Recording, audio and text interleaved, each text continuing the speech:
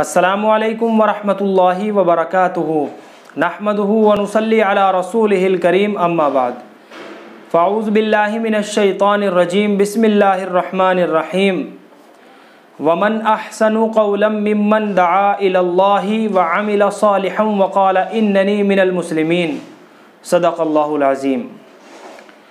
मेरे प्यारे भाइयों, बुज़ुर्गों और दोस्तों, हदीस शरीफ में है कि अल्लाह ताला जिसके साथ भलाई का इरादा करेगा तो उसको दीन की समझ अता करेगा। मन युरीदिल्लाहु बिही खैरन युफ़क़्क़िहु फ़िद्दीन। दीन की समझ की क्या निशानी है कि दीन की समझ मिली है तो इसकी क्या अलामत है? तो मेरे दोस्तों, दीन की समझ की निशानी ये है कि वो अपनी ज़िंदगी में आखिरत की फ़िक्र करे और उसके लिए अमल करे। तो ये दीन की समझ की निशानी है कि वो अपनी फ़िक्र से आखिरत कमा रहा है, अपनी फ़िक्र से, अपनी मेहनत से।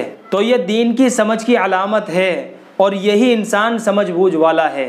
इसको कहते हैं तफ़क़्क़ुह फ़िद्दीन। अगर कोई आदमी अपने अमल से आखिरत नहीं कमा रहा है तो ये फ़क़ीह नहीं बल्कि सफ़ी है।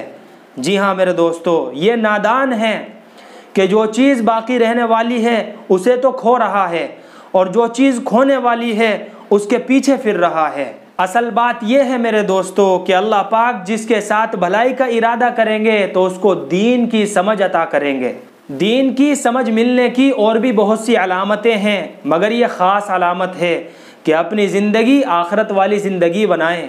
सहाबा इकराम जब दुनिया वालों के पास जाते थे तो यही कहते थे कि हमारे अज़ाइम तो आखिरत बनाने के हैं। जी हाँ, इन्नमा हिम्मुनल आखिरा, कि हमारे अज़ाइम तो आखिरत बनाने के हैं। और यही बात असल है कि आदमी की आखिरत बने, और आखिरत बनने के लिए दीन की समझ है। आखिरत की रुकावट और आखिरत के कामों को बिगाड़ने के लिए सबसे बड़ा मर्ज़ आदमी की अपनी नफसानियत है।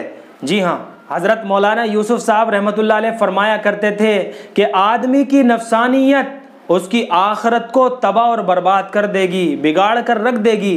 क्योंकि आदमी का नफ्स अपना हिस्सा ज़रूर बनाता है और नफ्स की मिसाल कुत्ते और सांप जैसी है। जी हाँ, कि कुत्ता खाने और पीने की चीज़ों को सूंघेगा और मुंह डालेगा, तो जब कुत्ते ने मुंह डाल दिया तो बात ही ख़त्म कि वो चीज़ नापाक हो गई। जी हाँ, कि वो चीज़ अब काम की नहीं रही। अब 3 मरतबा बर्तन को धो और पाक करो, क्योंकि कुत्ते के लुआब से वो सब नापाक हो गए।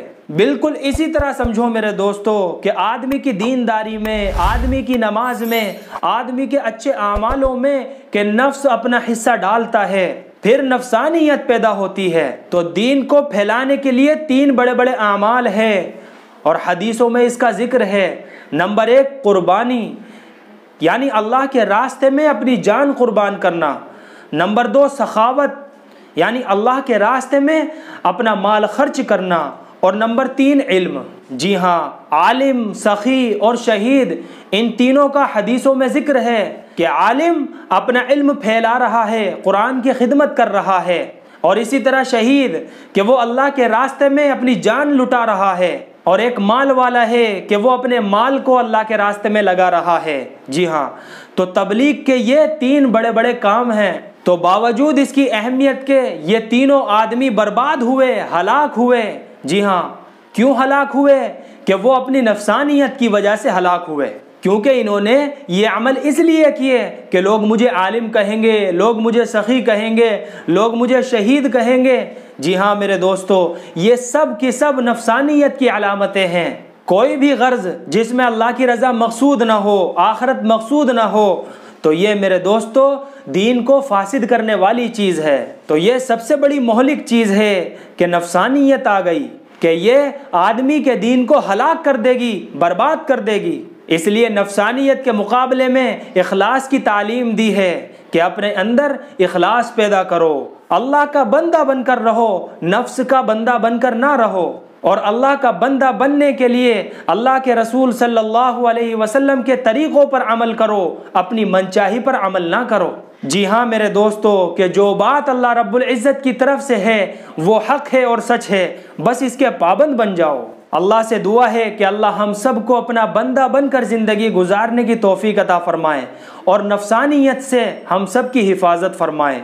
फ़क़त वस्सलाम।